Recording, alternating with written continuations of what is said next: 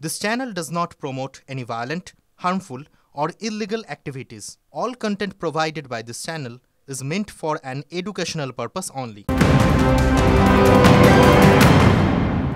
আর শুরুতেই যে খবরে নজর রাখবো, আজ দিনের সবথেকে বড় খবর, আসুন বিগ ওয়ালে দেখাই। আজকের সবথেকে বড় খবর, এসএসসি মামলার রায়, মুখ্যমন্ত্রীর মন্তব্যে আদালতের দৃষ্টি আকর্ষণ করলেন কে? দৃষ্টি আকর্ষণ করলেন আইনজীবী বিকাশ রঞ্জন ভট্টাচার্য। মুখ্যমন্ত্রীর কোন মন্তব্যের প্রেক্ষিতে বিকাশ রঞ্জন ভট্টাচার্য আদালতের দৃষ্টি আকর্ষণ করলেন, শোনাবো। এই একটা হয়েছে, না মন্দির, না মসজিদ, না গুরুদ্বারা, না গির্জা, একটা বিজেপির বিচারালয়। বিজেপি যেটাকে বসে বিচার করে, রাজনৈতিক বিচার, এবং সেখানে বসে বসে অন্য লোকে পিল করলে দেবে তাকে কিল, আর বিজেপি পিল করলে ব্যাস, বিজেপি পিল করলে বেল, অন্য কেউ পিল করলে জেল। এই তো হয়ে গেছে এখানকার এই অবস্থা। আজ নয়, দীর্ঘদিন ধরে চলছে। এটা বিচারপতিদের দোষ নয়, এটা কেন্দ্রীয় সরকারের দোষ। তারা বিজেপির লোক দেখে দেখে এখানে বসিয়েছেন, যাতে তারা বিজেপি পার্টি অফিস থেকে যা বলে দেয় সেই ড্রাফটটা তারা করে দেয়।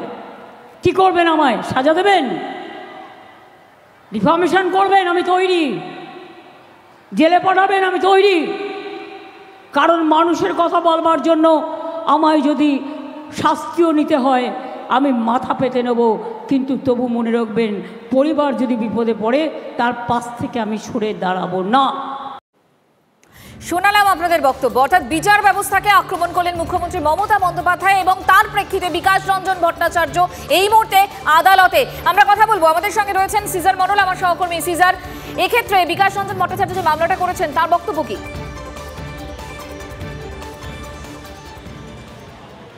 দেখো, খুব প্রিসাইসলি বলতে গেলে আজকে বিকাশ রঞ্জন ভট্টাচার্য, যিনি আন্দোলনকারী চাকরি প্রার্থীদের আইনজীবী, তিনি স্পষ্টই প্রধান বিচারপতির ডিভিশন বেঞ্চকে আবেদন করেছেন মুখ্যমন্ত্রীর বিচার ব্যবস্থা নিয়ে এই বক্তব্যের জেরে মুখ্যমন্ত্রীর বিরুদ্ধে শতপ্রণোদিত মামলা গ্রহণ করুক আদালত, এবং সেই প্রসঙ্গেই আদালতের দৃষ্টি আকর্ষণ করেন, প্রধান বিচারপতির ডিভিশন বেঞ্চের দৃষ্টি আকর্ষণ করেন বিকাশ রঞ্জন ভট্টাচার্য। এবং দৃষ্টি আকর্ষণ করবার পর প্রধান বিচারপতি জানতে চান মুখ্যমন্ত্রী এক্স্যাক্টলি কি বলেছেন, এবং সেই বক্তব্য ভরা আদালতেই বিকাশবাবু বলেন, এবং বলার পরে প্রধান বিচারপতি হলফনামা আকারে গোটা আবেদনটাকে জানাতে বলেছেন। এবং আজকে সকালে যে দৃষ্টি আকর্ষণ পর্ব চলে, সেটার পরবর্তী শুনানি আজকে দুপুর 2টোয় প্রধান বিচারপতি গোটা বিষয়টা শুনবেন, এমনটাই আদালত সূত্রে খবর।